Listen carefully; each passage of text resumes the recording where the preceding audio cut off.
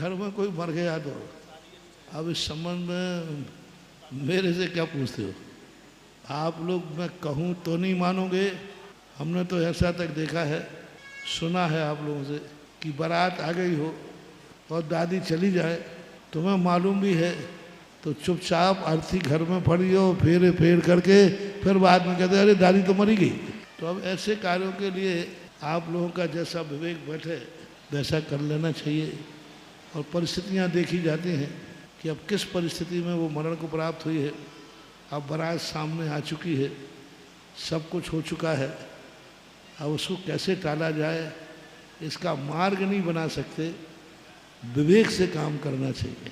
जाने वाला चला गया, अब उसके कारण से इतना बड़ा कार्य रोकना ये विचार नहीं है। और इतना बड़ा व्यक्ति घर में चला गया फिर भी हंसी खुशी के कार्य करना ये भी विवेक नहीं है। इसलिए उस समय परिस्थितियां देखो और विवेक से काम करो।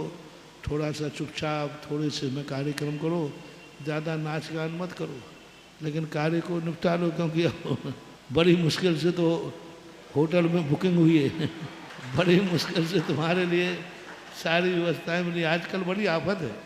पहले क्या होता था, बारात घर में ही आती थी, एक शगुन था कि बेटे की डोली उठेगी तो, डोली आने कंधे वाली डोली, डोला बोलते डोला, घर से उठेगा, भांवर पड़ेगी तो घर के आंगन में खाम गड़ेगा।